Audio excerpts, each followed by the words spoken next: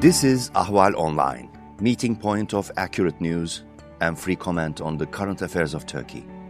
Welcome to our podcast series. Hello, and welcome to a special edition of Talking Turkey.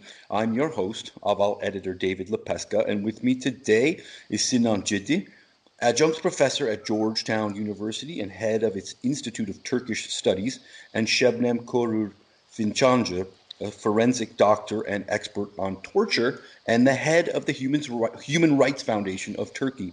Sinan and Sebnem, hello, and thanks so much for joining us. Hello to both of you. It is so nice that you have invited us to discuss the situation. So, thanks. You are very welcome. Hopefully, this will be a nice broadcast. We are speaking on Wednesday, July 15, 4 years to the day after a group of Turkish soldiers launched a late-night plot to oust Recep Tayyip Erdogan and take control of the Turkish government. Parliament and the presidential palace in Ankara faced airstrikes, and Istanbul was shaken by sonic booms as people took to the streets, heeding Erdogan's call to beat back the coup plotters. More than 300 people were killed and 2,000 injured as Erdogan held on to power. And he famously described the failed coup as a gift from God that he would use to make a new Turkey. His government put a state of emergency in place and then went on to dismiss more than 130,000 civil servants, arrest some 50,000 people, and shutter dozens of media outlets. All this in addition to an increasingly problematic judiciary, a new presidential system that puts more power in Erdogan's hands, and a muzzling of the pro-Kurdish People's Democratic Party, or HDP, which has seen more than 120 of its elected mayors dismissed, its leaders thrown in jail, and about a third of all party members detained, including 50 more just yesterday. Sinan, I'll start with you. Let's compare the morning of Friday, July 15, 2016 in Turkey to today, 4 years later. Has Erdogan accomplished his goal? To your average Turkish citizen in Ankara or Istanbul, does it feel like a new Turkey? And if so, how? Thank you for having us, David, and it's a pleasure to be with you. Yes, it is. That's an interesting question. I don't necessarily have a definitive answer, because I also think that what Tayyip Erdogan has wanted, or what he has desired over the last 4 years, has evolved greatly, and it continues to evolve. I don't think in his wildest dreams he would have expected to have the opportunity that an attempt to remove him from office would provide him the opportunities that have presented themselves in terms of creating a totally personalized regime. I think prior to the coup attempt, he was more embroiled in essentially consolidating his regime to the extent that he could be in a position to dissipate the Gulen movement, which he had fallen at odds with, but was one-time allies with. However, the coup attempt, which seems to point directly or in substantial part to the motivations and implementation by the Gulen movement, provided him an opportunity to really mold a regime and a government that essentially transition Turkey from being the Republic of Turkey to what I would and some others refer to as the Republic of Tayyip Erdogan. And so he has achieved a great part of that personalized regime in the last 4 years. He's done away with the parliamentary system. He's done away with separation of powers to a large extent.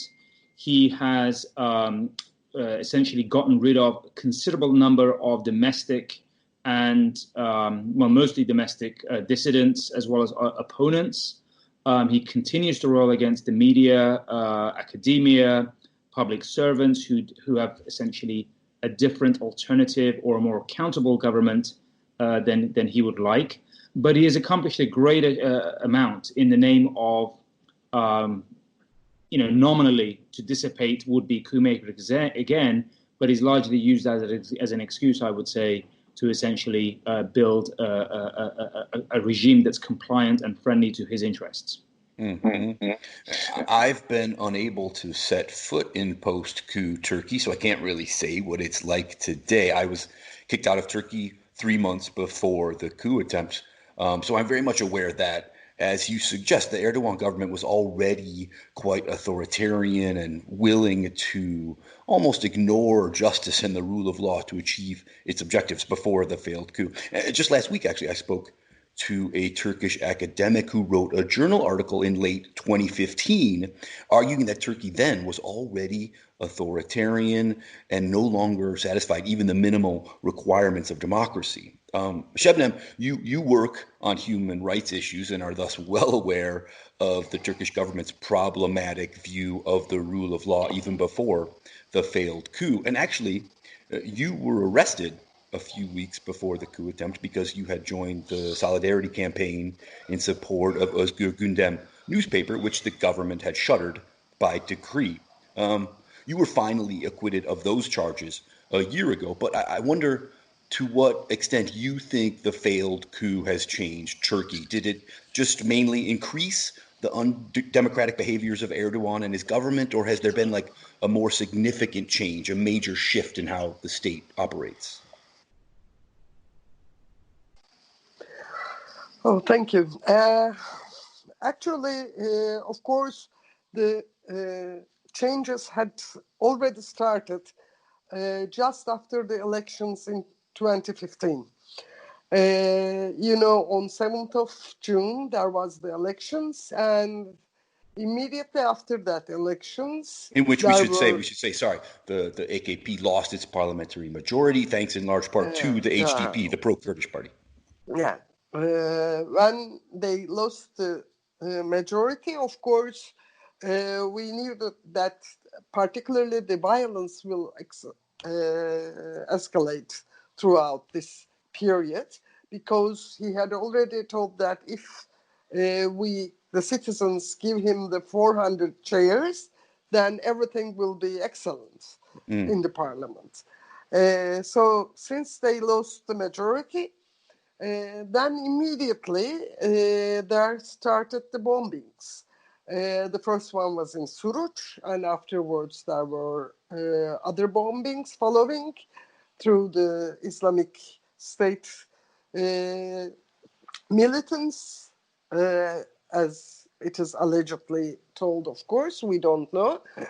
But then there was already a scary period for Turkey till November, the renewal of the elections.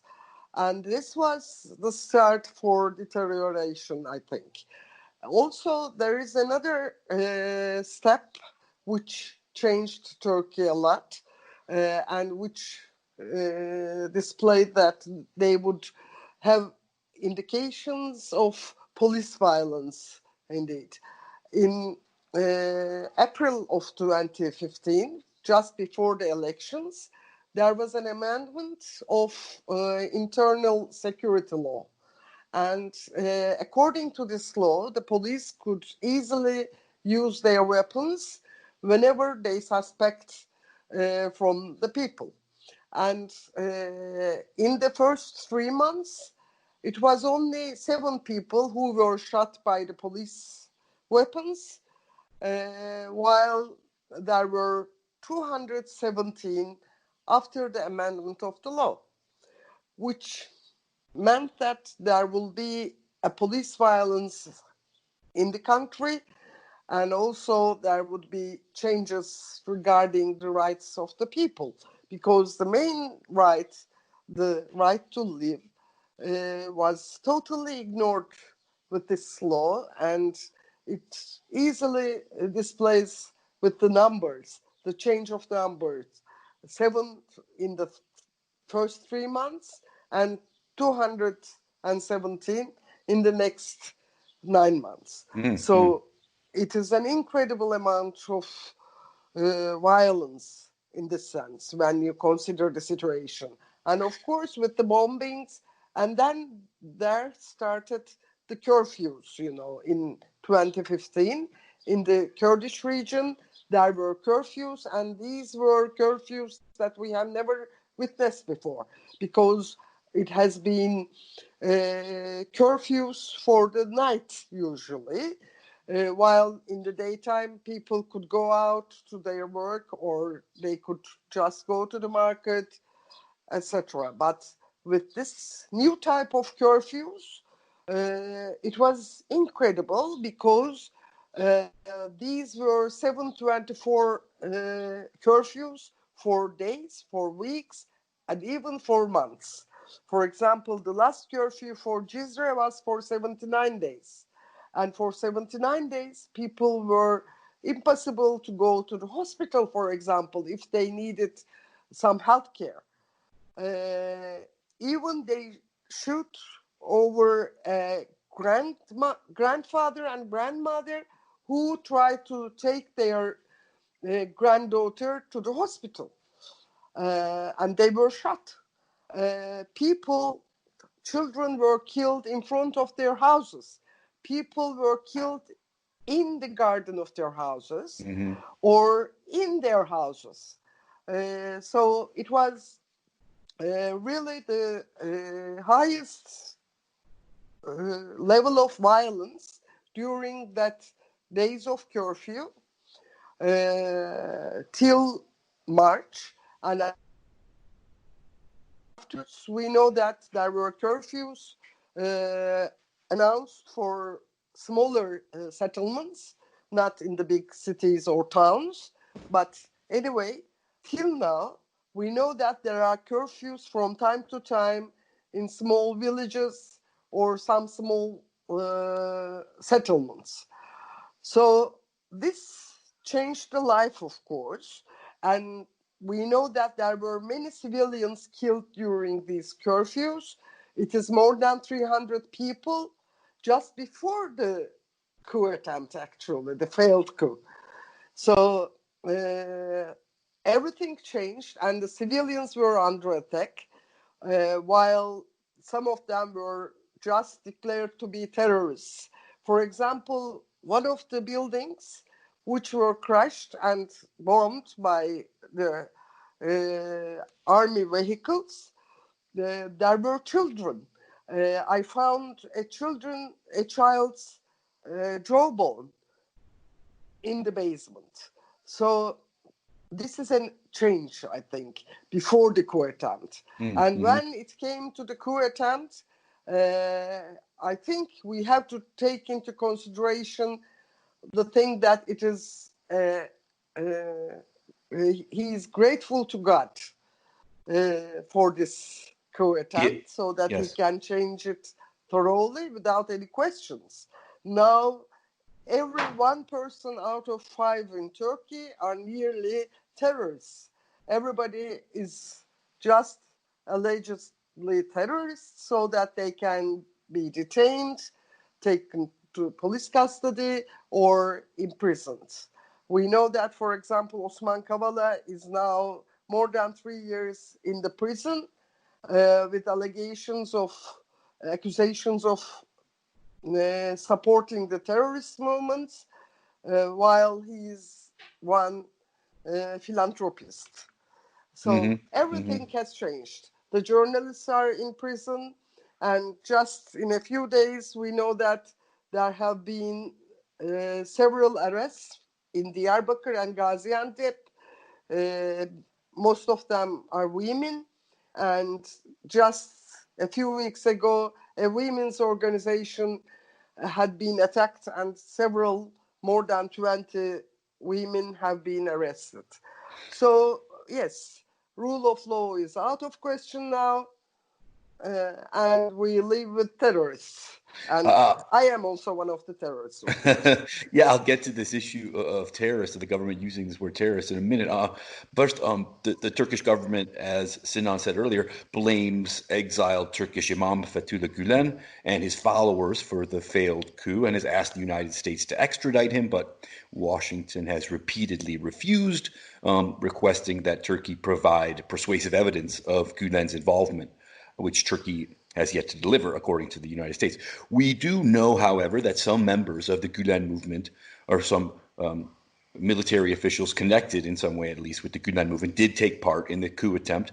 But there have also been rumors that the Turkish government was informed of it in advance, and that maybe intelligence chief Hakan Fidan was somehow involved. Also, looking at how well it's turned out for Erdogan, some people believe it was all staged to give him an excuse to grab more power.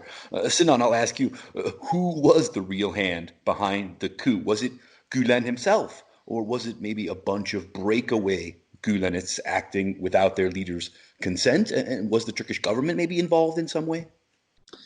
Yeah, that's the million-dollar question. I would say that in my mind, as well as most sort of people who follow Turkey, I think there is little doubt that Fethullah Gulen was heavily involved and one of the masterminds of the coup, if not the most significant person involved in the actual drafting and implementation of the coup attempt. That being said, I would qualify this by saying what we don't know about the sort of, who was behind it, how was it put together, what were their motivations, what were they trying to do, who was part of the wider network of coup plotters. What we don't know about these and all these questions that I've just mentioned is more than what we do know. And that's precisely because the Erdogan government, which prevailed and thwarted the coup, right, is in a position to disseminate whatever information it wants about it. And all that we have seen essentially is, in the immediate days that followed the coup, there was a bunch of books circulated in Washington that were just full of photos, and a lot of circumstantial evidence, in addition to more substantive evidence from, military officers who declared that they were part of a Gulen network, as well as more secular Kemalist-minded sort of officers who stated that they were also involved. But again, what we don't know about the actual, who was behind it and to what extent, it spread out throughout the armed forces is more than what we do know about it. Some have referred to it as an unholy alliance between, officers that were loyal to Gulen, right, who had infiltrated and penetrated the armed forces for decades, as well as more secular establishment Kemalist officers who essentially identified the Erdogan regime as an existential threat to the livelihood of the secular and Western-looking sort of republic, and decided that Erdogan had essentially gone beyond the point of no return, precisely for the reasons just outlined, in terms of thwarting of law and order, creating of a one-man regime, and essentially disestablishing the sort of republic that had existed hitherto. And this is precisely what essentially motivated the coup plotters to essentially try and take the Erdogan's government down. Of course, from Gulen's perspective, the threats to them were much more sort of deep-seated. We've seen that since 2012, or particularly since 2013, a whole slew of opposition by Gulen towards Erdogan essentially motivated Gulen's and his movement's desire to take Erdogan down. This began initially with the closure of the dershane, or the prep schools, right, that Erdogan essentially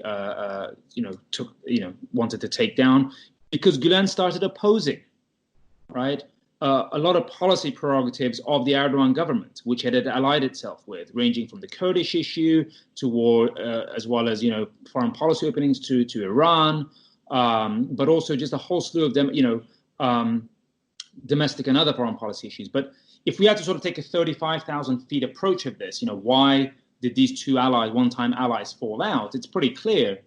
It's an inability of both Erdogan, who is an elected leader, but also Gulen, who's not an elected politician, but has a substantial following. They essentially fell out with one another.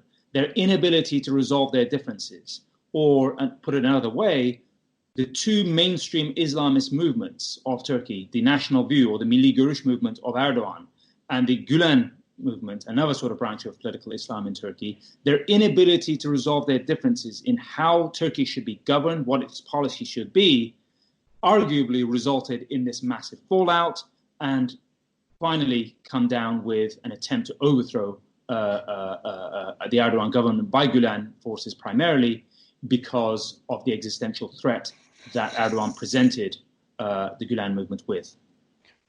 The Gulen movement has since been labeled a terrorist organization in Turkey, of course, known as FETÖ, and it's been all but destroyed within Turkey. One of the government institutions seen as having a large Gulenist presence was the foreign ministry, which was led for years by the Islamist scholar and former Prime Minister Ahmet Davutoğlu.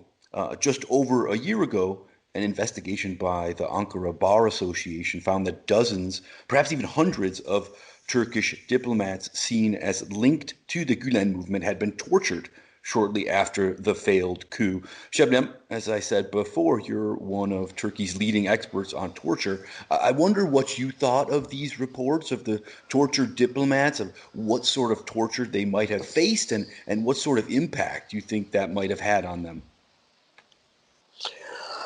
Yeah, it was a very important evaluation assessment, actually, and a comprehensive one. So we have to be thankful to the Ankara Bar Association for this comprehensive, detailed documentation of torture. Unfortunately, it wasn't taken well by the government as expected, and also there were many criticism from the Bar Association. Then there is a new amendment within the Bar Association's election system. So everything which doesn't fit with the government or the opinion of the government can easily be amended throughout some legal regulations very easily, because there is no rule of law, as I have mentioned before. Main issue with these kind of arrests and the detention process, we now know that there are severe torture methods practiced during the detention, on police custody, and also there are forced disappearances, as you all know about. And now we don't have any information about one of the forced disappeared person, Tunç Bilge Tunç. Yeah, I couldn't remember the exact name. Sorry. So it is now more than 10 months. Nearly 11 months, he has been taken from his house, and we don't know anything about him. But beforehand, when these people who were unfortunately disappeared just appeared in front of a police station, and afterwards taken to police custody officially, but unofficially, some of them just allegedly told about the torture they have been subjected to.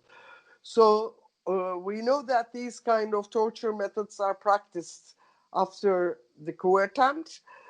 Even during the coup attempt, the arrest position, arrested people were taken to big sports hall, and they were naked mostly. The photographs were published in the pro-government newspapers, condemning these people for the coup attempt. But whatever their crime can be, of course, torture is absolutely prohibited. But in this way, they try to justify the torture in the country, and nowadays people just justify torture for opponents and other people according to the crimes. Even the Minister of Internal Affairs just says that, just asks, for example, do you know what is the crime for these people. So this is a justification by the minister, by the government already. The conventions are totally ignored, all the conventions that have been endorsed. For example, for the effective investigation and documentation of torture, once the government had a project training the prosecutors, judges, and the physicians, particularly the emergency department physicians. But now there is no procedural safeguards at all. And the Bar Association, Ankara Bar Association, had a great job just investigating thoroughly and assessing the torture methods alleged by these people. Nowadays, when we just check what happens in the country, nearly from all of the prisons, there are allegations of torture. Nearly in all of the country, there are allegations of torture. So torture is a common practice, unfortunately, a justified practice. And the Convention Against Torture is totally ignored in this sense. You mentioned this. Let me just ask a follow-up. You mentioned this amendment to Turkey's law on lawyers, which was published in the official Gazette today, actually Wednesday. So it has now officially become law. And so now any group of at least 2,000 lawyers in provinces with more than 5,000 lawyers are able to establish a new bar association in addition to the main one. Critics of the law had said it will weaken the power and influence of the existing bar associations, which have been, as you said, increasingly critical of this government. The AKP, the ruling party, says the new law will create a more democratic and pluralistic legal system. Sebnem, I wonder just what do you think of this new law and what sort of impact it will have? Actually, elections are totally democratic in this way. And so throughout the elections, there is the Bar Association and the Executive Board formed through the elections. How can it be undemocratic with the elections, actually? But it is just unreasonable to declare this system of elections undemocratic in this sense. But since they can't get over the bar associations or any professional organizations throughout the elections, and since they cannot have the majority, they try to just get their own small bar associations, which will be accepted as a bar association. The public wouldn't understand the difference between an A bar association and B bar association in a city. Whenever a bar association, a pro-government bar association, will declare the support for the government, they would consider that the bar association, the common bar association, is talking about the issues and agreeing with the government. And it is very similar, probably, that they plan to take over the other professional organizations for years and years, more than 25 years now. For example, they couldn't get over the Turkish Medical Association. There is the elections, but they can't have the majority during the elections. So there will be other medical associations, small medical associations, satellite medical associations with the pro-government opinion.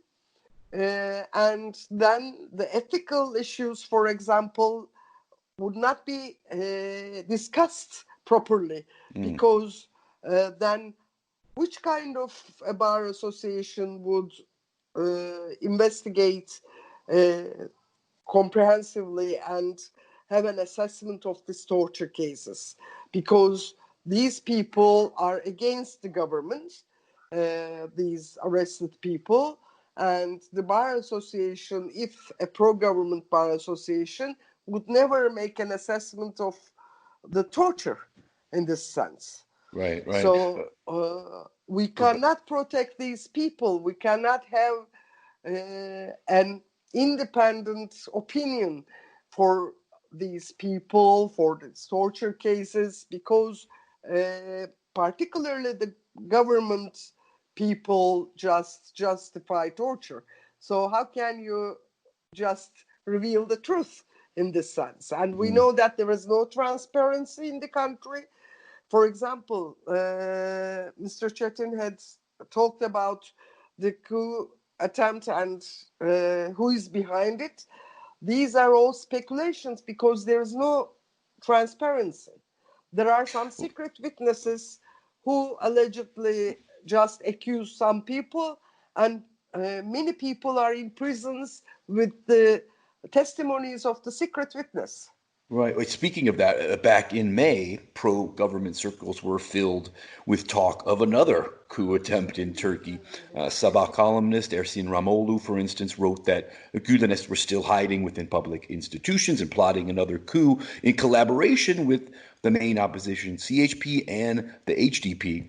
This, to me, seems like one of the most clear and significant shifts in Turkey since the failed coup. And Sebnem, you mentioned it earlier, that every government opponent, whether they are actual Kurdish militants or real coup-plotting members of the Gulen movement, or merely activists or average citizens talking on social media or members of the opposition party, they are all lumped into the same group. They're all FETÖ and PKK. They're all terrorists and coup plotters and enemies of the state. And as a result, they can all be charged and prosecuted. And Erdogan's government has essentially weaponized the judiciary to do this. Sinan, I wonder, to what extent do you think this climate of fear has altered Turkey's political landscape and stifled activism and free expression?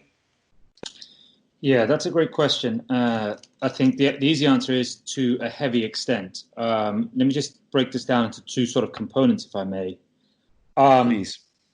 You know, for people who watch Turkey from overseas, like yourself and me and some other colleagues here, whether it's in Europe or in Washington or other parts of the world, I think what's important to notice is that, again, from a macro perspective, if you just look at all the details that my colleague has just been detailing here in terms of human rights abuses, the prevalence of torture, the ineffectiveness of the opposition, as you mentioned, or the ability of the government to tarnish everybody as just a member of FETÖ or any other sort of dissident group, right? What it says is that Turkish society and people's senses, their ability to just look at what's going on in Turkey, is assaulted on an hourly, daily, monthly, yearly basis, right? We can't keep track anymore in an effective way of how much human rights or process norms or rule of law or democratic governance is being assaulted. It is so substantial that it is difficult to see how much has been lost over the last 4 years. In this, when Erdogan refers it to, we must bring essentially people who attempted the coup to justice, right? So that's one aspect of it. Which I should just point out, like, that's still happening today. Still, people today are being purged 4 years later. Yeah, that's right. And if you remember back immediately following the in the immediate aftermath of the coup, there was some discussion amongst public intellectuals, the remnants of the free press at the time, suggesting that what should take place to prevent such an attempt to overthrow the government once again, right, would be strengthening institutions and processes of rule of law and not using this excuse of the coup attempt to essentially rid the republic of all opponents of Erdogan. That has not happened, right? What has happened instead is it has been used as a direct excuse by the Erdogan government to essentially cleanse the country of everybody he views as an enemy, whether he gets it right or not, whether they are actually, coup plotters or not.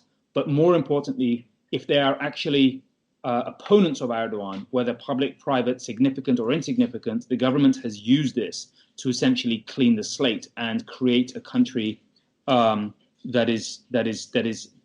he would like to preside over. I'll just give one example and then to not sort of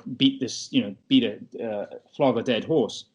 In 1950, when the Republic of Turkey transitioned from a single-party rule by holding its first free and fair elections, right, in May 1950, the armed forces of the country, on the night prior to the election, called up President İnönü and said, you don't have to go ahead with this election because you will lose, right? And you don't necessarily, we are loyal to you. We can stop this if you want. İnönü retorted at that time saying that my biggest defeat, i.e. defeat at the polls, at the ballot box, will be the country's greatest victory, right? It was in the immediate aftermath of World War II. The CHP was momentously unpopular for a variety of reasons. But nevertheless, İnönü did not personalize the regime to take advantage of, wartime conditions to essentially consolidate a one-man regime. He instead chose for democracy, right? In the aftermath of the coup, Erdogan has not necessarily chosen to go down the path of, strengthening democratization and the rule of law in Turkey. What he has done is said, to hell with that. I am going to create a system which no one, that resembles more like a Central Asian republic like Azerbaijan or Uzbekistan, right? And essentially create a system where I am not challenged. And that is unacceptable. And people should, when we talk about this as critics, the notion to criticize impartially is one thing, but to recognize that taking the country away from a parliamentary system to a presidential one is not just a change of government. It is a personalization of a regime which is not democratic, where separation of powers do not exist, rule of law, rule of contracts, human rights, sanctity of human life is no longer respected. That is what is taking place. And this has happened in 4 years. If Erdogan remains in power for another 5, by my reckoning, over a 10-year period since the coup, I would say, right, he will have achieved a level of consolidation that will be very difficult to walk the country back from. Sebnem, this government shift toward labeling all enemies as FETÖ, as terrorists, and these increased human rights violations that Sinan talks about, it's very personal for you and your work as a human rights advocate. You and your friends and colleagues are constantly being detained, arrested, and brought before a judge to listen to some very questionable charges. Just last week, you were standing before a judge in Istanbul and were thankfully acquitted. The week before, we saw the former head of Amnesty Turkey, Taner Kilic, and 3 other human rights activists sentenced to several years in jail for being terrorists, a verdict that Amnesty International condemned as an outrage and said it was made without a shred of evidence.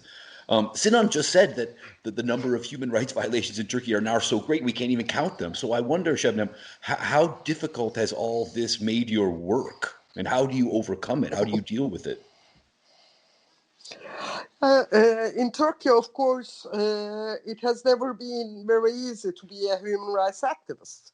But nowadays, it is much difficult than in the past. Because now the human rights activists also have several court cases against them. We are all just accused of being terrorists.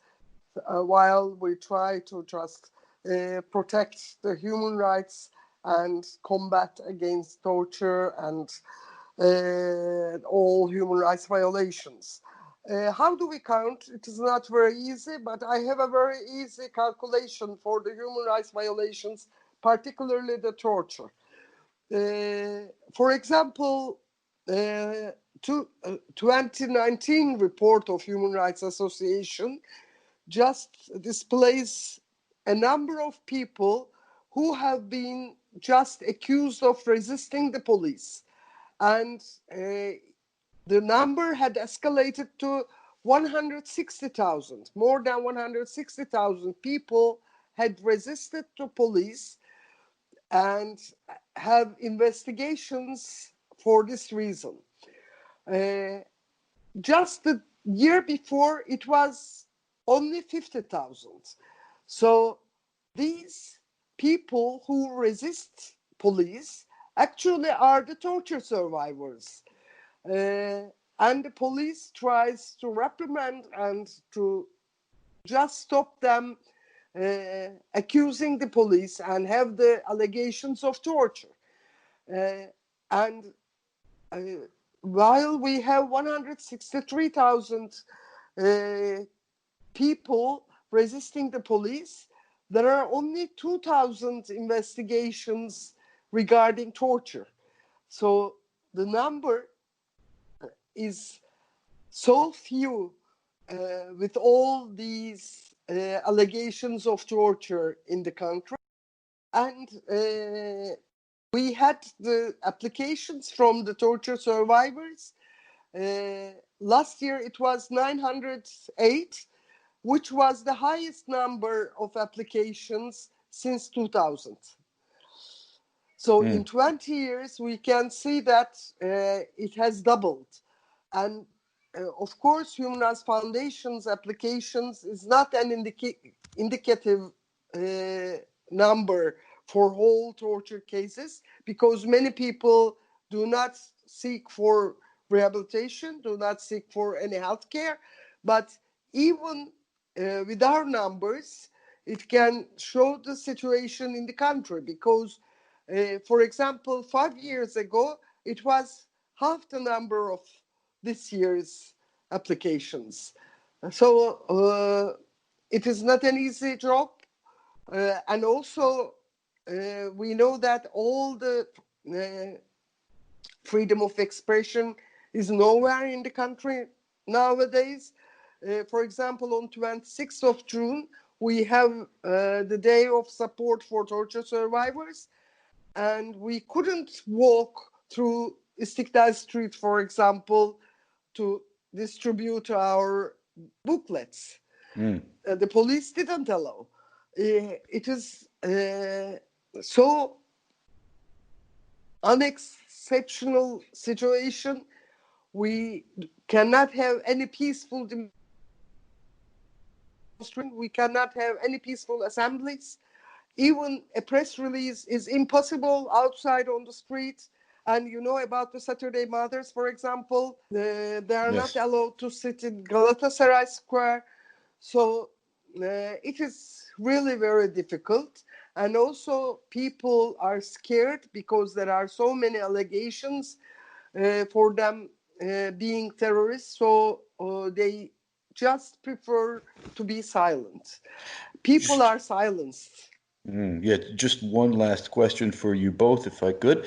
This week, a columnist for pro-government Daily Sabah wrote that the failed coup significantly altered Turkey-U.S. relations, starting with the American response, which Turkey always viewed as inadequately sympathetic, and maybe suggesting that Washington had revealed that it might have preferred a Turkey led by somebody other than Erdogan.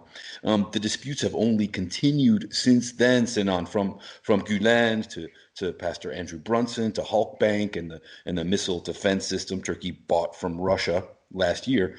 I wonder, what's your view of this? Was it the coup attempt that sort of pushed Turkey-U.S. relations off the ledge, or maybe was there bound to be some distancing between the two as Turkey became more Islamist and more authoritarian and leaned away from the West?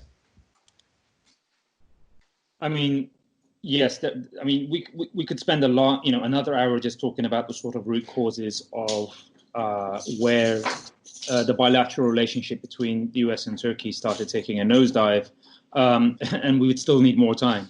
That being said, I think the Gulen issue has very much been at the heart and center of why the relationship has increasingly become caustic, hostile, to the extent that both countries lack trust towards one another because of the Gulen issue. Now, even if, commentators like us were sort of convinced of the complicity of Gulen based on, admissions by members of the movement, etc., and Gulen's meek response, etc., what we still lack, and this is what the US government essentially bases its argument on, is the smoking gun or evidence in a court of law that would stand up.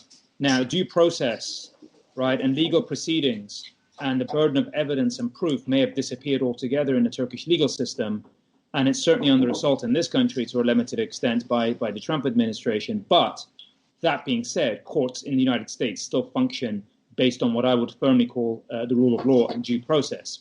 So what that means is Turkey does not have the evidence to stand up in a U.S. court of law, which would require the United States to extradite Gulen. In order for an American resident or a citizen to be extradited to Turkey, there is an extradition treaty between the two countries. And a burden of proof falls on either country if they want an extradition to take place, right? So the United States has said, we are happy to entertain any allegations against a citizen or a person that you want handed over, but you need to prove that in a court of law. Turkey has responded saying, well, we've given you, boxes and boxes of evidence. U.S. prosecutors and U.S.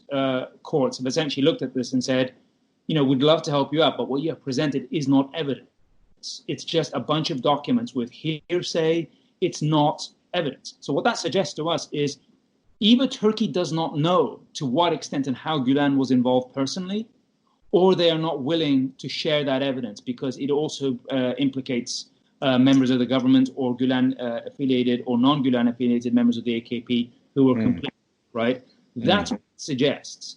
And as a result of that, there is a legal battle taking place on the one level, but also on a personal level, in a political realm.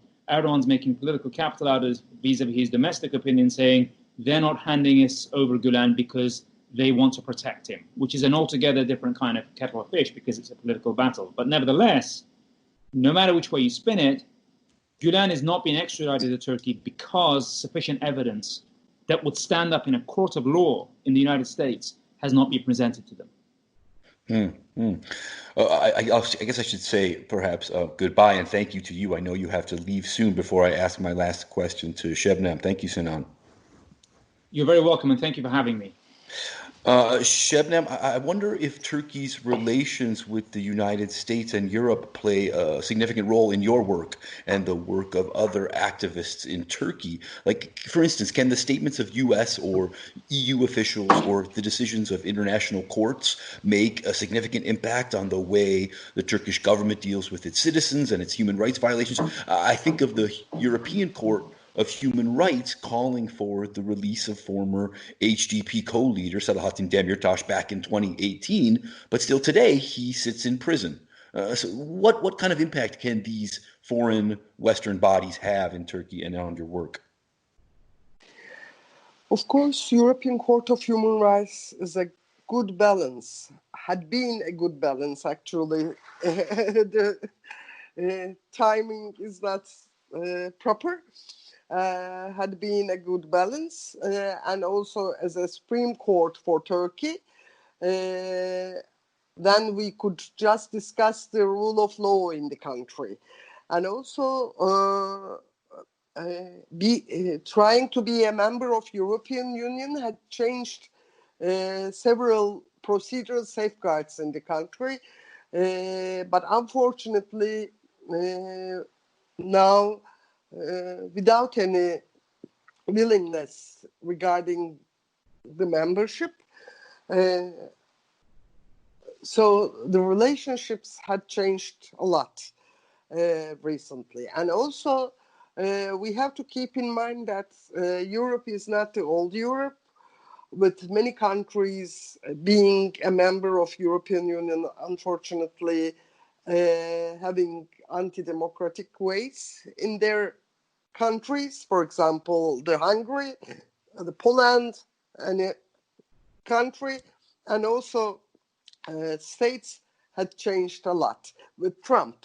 So it is not an easy situation with all these countries there, and all of us trying to discuss the democracy and the democratic ways in the countries. It was very helpful, of course, to have a good relationship with the European Union and just having a procedural safeguard as European Court of Human Rights judgments were respected and followed afterwards. But for the last few years, as you have mentioned, unfortunately, any judgments from the European Court of Human Rights are totally ignored, both for Demirtas and also for Kavala, for example, while European Court of Human Rights judgments are a bit dubious in some sense, particularly with the interim judgments are so discussable recently. So we have to consider the situation all over the world in this sense. I think the countries have preferred security to human rights concepts in most of the world. So we have to discuss the human rights again, and the leverage should be on behalf of the human rights. It was so interesting and so invaluable for me to hear Mr. Sinan Ciddi. So I learned a lot from what I heard. Thank you for bringing us together, Mr. Lepeska. Oh, you're welcome. So, it sounds like you're saying that just kind of make sure I understand. It sounds like you're saying that a few years ago or 4 or 5 years ago, the statements and the decisions of these foreign bodies like the European Court of Human Rights and so on made a real impact on Turkey, but now they essentially don't, and that's for several reasons, both within Turkey and outside of Turkey. And also, the statements from outside are not relevant at all recently, because, as I have mentioned, the world had changed, and Europe had changed also, and they preferred security instead of human rights. We have to clearly just state this situation, I think. You mean they're not relevant because the European democracy and American democracy are not as reliable as they used to be? Yeah, unfortunately, they are not reliable, particularly for the last few years, recently, not reliable at all, because where there is a demonstration, a peaceful demonstration, we started to just witness the tear gas, the police violence in all of the countries. In France, for example, in the other countries. For example, in 2013, in Hamburg, the police violence escalated to torture. So we have to keep in mind that the world also changes a lot recently. Then people should start to consider the situation in the world and start to discuss the democratic ways in their own states and also in the world. With the COVID-19, it was an alibi for all the states to ignore the human rights, derogate the conventions, the statements, everything. So we have to keep in mind the situation in the world as well as in Turkey. Turkey is not a sole country without any relationships. They already have relationships with the other countries. For example, all these states sell weapons to Turkey. If they respect human rights, why do you think that they sell weapons to Turkey? Why do they have economic relationship with the country where the human rights violations are so incredibly increased? It is the situation. So we have to consider all the countries together, I think, how they had just taken themselves far away from the democratic and respecting human rights situation. Well, I know you are taking care of your aunt there, so I should let you go and do that. Thank you so much for your time. Let me just repeat to my listeners. I've been speaking to Sinan Ciddi of Georgetown University, who had to leave a little bit earlier, and to Sebnem Korur Fincanci, head of the Human Rights Foundation of Turkey. Thank you again, Sebnem. It's been a real pleasure. Thank you. Sorry, sometimes I was a bit, just my attention was divorced. That's okay. Thanks again. Thank you. You can follow Ahval News Online podcast series through Apple Podcasts, Spotify, YouTube, Google Podcasts, SoundCloud, and Spreaker. All you need to know about Turkey is here, for your ears, mind, and attention. Thank you for listening to our podcast.